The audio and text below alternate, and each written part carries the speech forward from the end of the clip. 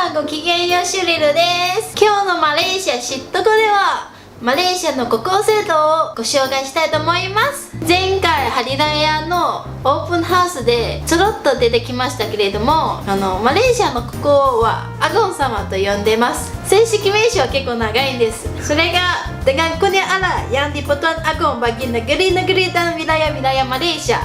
ですね。でも長いので普段新聞とかに表示されてるのはヤンディポトンアゴンだけです。英語で称号を表記する場合は Supreme Head of Malaysia です。マレーシア人でもあまり知られてはいないですけれども、国王は実際存在しております。国王はティンバラン・ヤンディポトンアゴンと呼んでます。マレーシアの国王をご紹介する前にちょっとマレーシアの歴史に触れたいと思います。マレーシアは昔タナメラユマレー人の土地と呼ばれました。その時は実はマレーシアの中にいくつか小さい王国がありました。その王国が今一つの州となってます。でマレーシア現在は13州ありますが、そのうち4つの州は英国植民地で王族はいません。英国植民地になったその4つの州はペナン州、マラッカ州、サラワック州、サバ州、4つともすごい有名な観光地ですね。でその残りの9つの州には代々受け継いでる王族がいます。今マレーシアの中にもその9つの州の王族はそのまままだいらっしゃいますね。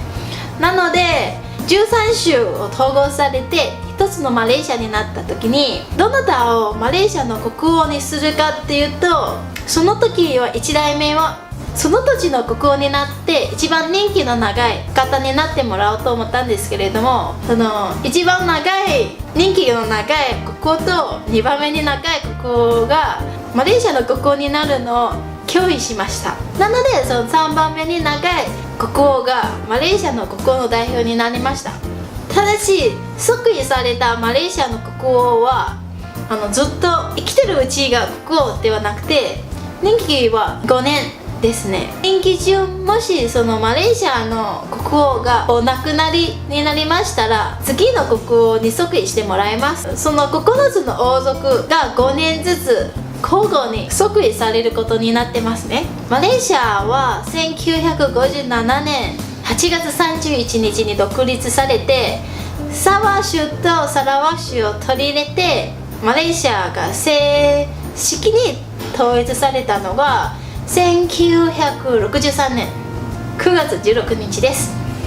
実際正式に統一される前がマラヤという名前がつきました。1957年独立された以来今は15人目のアゴン様が今年即位されたばかりです。で面白いことにアゴン様どなたが即位されても実は誕生日が同じになってます。それは実際本人の誕生日ではなくて公式に決められた誕生日ですね。去年までは6月の1週目の土曜日でした。で今年からちょうどラマダンとぶつかったので7月の最終週の土曜日、この5年間はずっとこの日になってます。即位されたアゴン様は前回ハリラヤで訪れたイスタナネガラに住んでおります。それはアゴン様の住居ですね。実際職務を都に行われている例えば王族の会議だったりするのはポトラジャヤにあるイスタナメラワティになります。9つの州の王族が交互に5年ずつアゴン様に即位されますのでなかなか同じ方が2回即位されることはあまりないんですが、前回のアゴン様はケダ州からのスルタンで実はこの方は2回即位された方ですね。外国の王国は基本的に代々受け継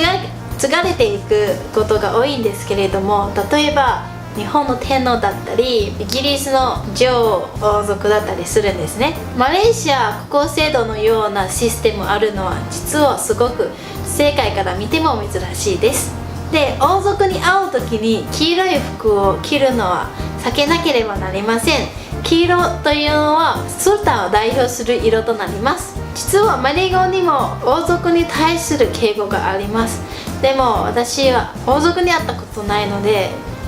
ことないですね。ウェブサイトで検索すれば多分出てくると思います。王族といえばすごく遠い存在だと感じられることが多いんですけれども、実はレストランとかで見かけることも結構多いそうです。私の実家は日本料理屋をやっていますが、お母さんの話によるとスルタンの妹さんだったりなんか弟さんだったり、またその家族食事しに来たという話は何回かありました。今日の紹介は以上となります。今回の紹介はいかがでしたか？もしよかったらぜひいいねボタンをお願いします。ではバイナー。